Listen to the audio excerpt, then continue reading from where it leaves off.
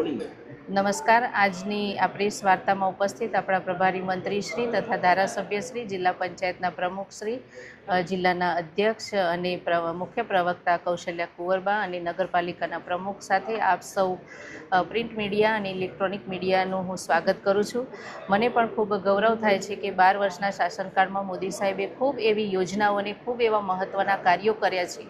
એમાં અહીંયા અરવલ્લી જિલ્લામાં પણ એમને ખૂબ સારા કાર્યો કેન્દ્ર સરકાર તરફથી કરવામાં આવે છે, જેમાં મુખ્ય કાર્ય એક રેલવેની ઐતિહાસિક કાર્ય જો કરવામાં આવ્યું હોય તો મોડાસા નડિયાદ જે રેલવે છે એ લાઇનને જોડવા માટે એના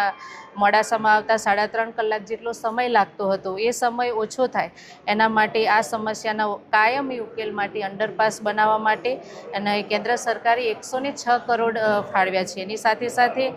વંદે ભારતનું સ્ટોપેજ પણ આપવામાં આવ્યું છે અને બાયડ જે સ્ટેશન છે એને ડી ગ્રેડમાંથી બી ગ્રેડમાં કન્વર્ટ કરીને 32 કરોડ જેટલી રકમ ફાળવી છે। આ સાથે આગામી સમયમાં એ પણ ખૂબ મોટી આપણા માટે ખુશ ખબર છે કે અંડરપાસ બાયડ અને તોરણા જે રેલવે સ્ટેશનનું કામ છે પૂર્ણ થાય। એ પૂર્ણ થયા પછી દિલ્હી, જયપુર, અજમેર, ઉદયપુર, ડુંગરપુર, શામળાજી અને મોડાસા, બાયડ, કપડવંજ, મૌધા અને નડિયાદ થઈને બરોડા, સુરત, મુંબઈ સુધીની મોટી રેલવે લાઇનની આપણને સુવિધાઓ મળશે।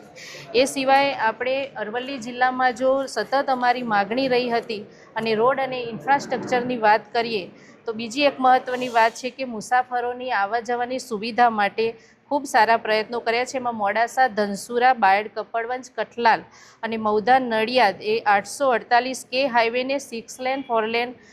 કરવા માટે પણ છેલ્લા 6 મહિનાથી એનો ડીપીઆર બની રહ્યો છે અને NHAIને એ વિભાગમાં જમા થતાં જ આવનારા દિવસોમાં એ રોડ માટે મોટું બજેટ ફાળવવામાં આવશે। એ સાથે આ પ્રોજેક્ટ અંતર્ગત રોડ પર આવતા વાત્રક બીજ તેમજ બાયડ અને ધનસુરામાં જે ટ્રાફિકની સમસ્યાઓ છે એ સમસ્યા ન થાય એના માટે બાયપાસ અથવા વાયાડક્ટ એટલે કે ફ્લાયઓવરની સુંદર ડિઝાઇન બનાવવામાં આવી રહી છે અને આ બનવાથી સંપૂર્ણ અરવલ્લી જિલ્લાના વેપાર અને વિકાસને નવી પાંખો મળશે। અને એ સાથે સાથે અમારી લાગણી આર્મી જવાનો માટે પણ હતી કે જે રિટાયર્ડ આર્મી જવાનો હતો એના માટે કેન્ટીનની માગણી કરી હતી, તો એ પણ આદરણીય શ્રી રાજનાથસિંહ મંત્રી સાહેબની રજૂઆત કરી અને કેન્ટીન મંજૂર કરાવી છે અને હિંમતનગરમાં એ ટૂંક સમયમાં શરૂ થઈ જશે। એ સિવાય લોકોને કનેક્શન જોડવા માટે BSNL સાથે એની પણ આપણે સતત માગણી કરી હતી મોબાઈલ નેટવર્કિંગ માટે। એટલે સમગ્ર ગુજરાતમાં જ્યારે 94 જે નેટવર્ક પાસ કર્યા હતા એમાંથી 34 તો આપણા સાબરકાંઠા અરવલ્લી જિલ્લામાં અને 18 તો આપણા અરવલ્લી જિલ્લામાં ટાવર મંજૂર કરવામાં આવ્યા છે। એ સાથે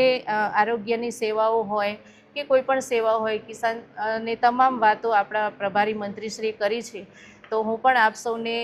વિનંતી કરું છું કે આપ સૌના માધ્યમથી સાબરકાંઠા, અરવલ્લી અને ખાસ કરીને અરવલ્લી જિલ્લામાં જે કેન્દ્ર સરકાર અને ગુજરાત સરકારે જે કામ કર્યા છે, વિકાસની ગાથા આપના માધ્યમથી જન જન સુધી પહોંચે એવી હું આપ સૌને પાસેથી અપેક્ષા રાખું છું ને ફરીથી આપ સૌને આજે પવિત્ર પુરુષોત્તમ માસની સોમવતી અમાસ છે તો આપ સૌને શુભેચ્છાઓ પણ પાઠવું છું।